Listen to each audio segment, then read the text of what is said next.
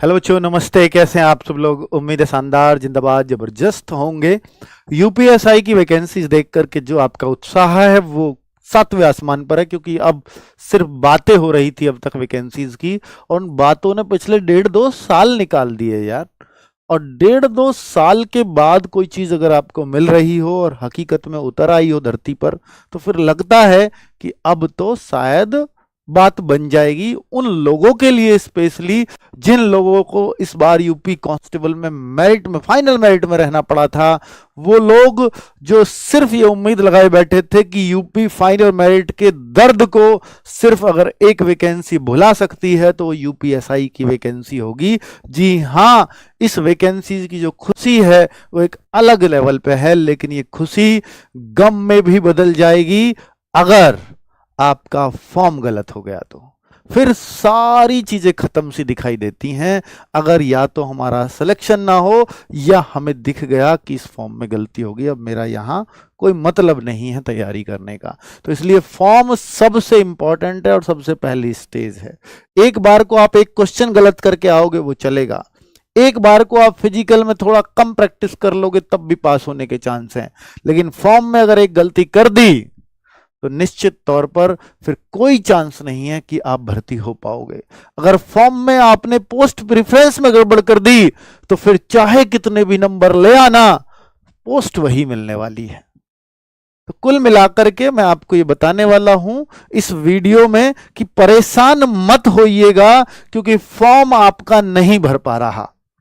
बहुत सारे बच्चे तो आज ही से प्रयास कर रहे हैं फॉर्म भरने का, तो वो नहीं भर पा रहा है। ओटीपी नहीं आ रहा है, ओटीआर नहीं हो रहा है, वो सब कुछ दिक्कत आ रही होगी। उन सारी बातों को इस वीडियो में करूंगा। फॉर्म भरने की कोशिश हमने भी की, फिर भर्ती बोर्ड से बात की, भर्ती बोर्ड का क्या जवाब आया वो भी मैं बताऊंगा। ठीक है, तो ऑनलाइन आवेदन करने की तिथि 12/8, कल से फॉर्म शुरू हो गए हैं।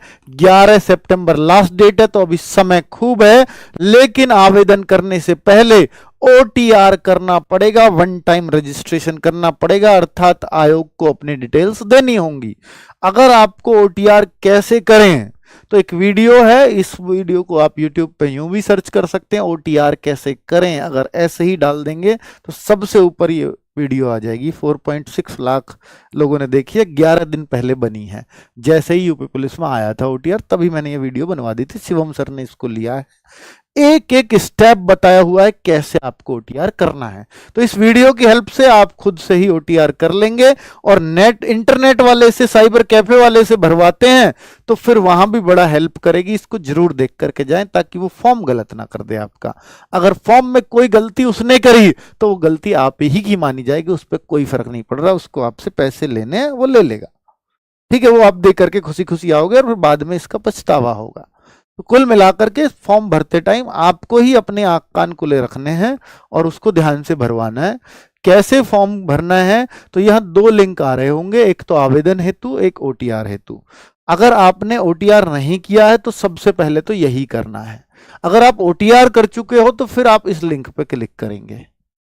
ओटीआर कैसे करें उस वीडियो की हेल्प से, लेकिन अभी जो समस्या आ रही है ओटीआर नहीं हो पा रहा है बच्चों का। ओटीआर जो करते हैं ना, तो फिर वहां पर 2 जगह ओटीपी आता है, आपका अपना मोबाइल नंबर भी भरवाता है। वो सबसे पहला स्टेप ही है, मोबाइल नंबर और ईमेल आईडी भरवाएगा। मोबाइल नंबर और ईमेल आईडी आपके ठीक है या किसी की भी डाल दे रहे हो, इसको चेक करने के लिए वो उन पे ओटीपी भेजता है। फिर आप खोल के देखते हो कि हाँ ओटीपी वो यहां डालते हो, फिर वो वैलिडेट हो जाते हैं कि ये आप ही हैं। तो अब वो ओटीपी मोबाइल पे तो आ रहा है, लेकिन ईमेल आईडी पे ओटीपी नहीं जा रहा। इस वजह से हमने क्या किया, अब फिर हमने आवेदन करके देखा कि भाई ओटीआर जिसका है उसका आवेदन करके देख लेते हैं। तो आवेदन में भी गए तो आवेदन में भी चीजें फंसी और आवेदन भी नहीं हो पा रहा है। वहां भी एक समस्या थी, वो क्या समस्या आई आवेदन की, वो सब हमने किया। तो आवेदन में यहाँ मोबाइल नंबर ये डाल रहे हैं, जो आईडी पासवर्ड बने थे ओटीआर में उसको यहाँ डालने को बोलता है, वो डाले, सक्सेस हो रहा है। तो भैया ये भी 2-3 जगह से डाल सकते हैं आप।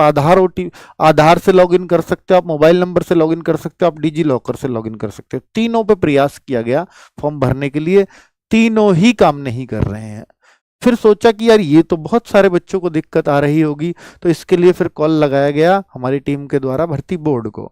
भर्ती बोर्ड का जवाब है कि नहीं, ये बिल्कुल आज सुबह से बहुत ज़्यादा दिक्कत आ रही है, बहुत ज़्यादा कॉल है हमारे पास, ये समस्या आ रही है और हम इस पर काम कर रहे हैं।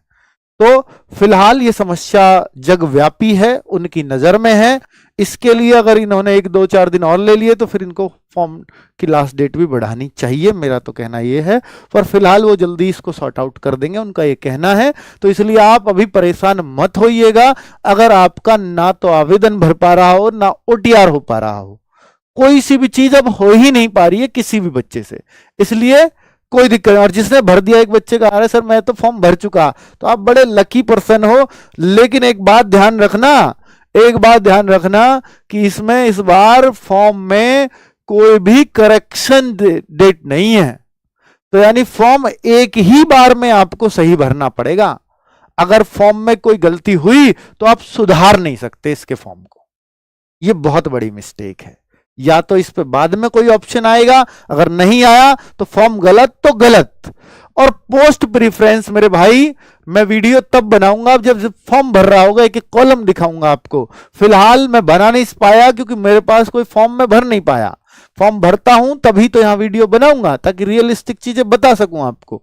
तो पोस्ट प्रेफरेंस, इसको बड़े गौर से भरना। 3 पोस्ट प्रेफरेंस भरनी है, मैंने तीनों के काम बताए हैं आपको कल नोटिफिकेशन वीडियो में।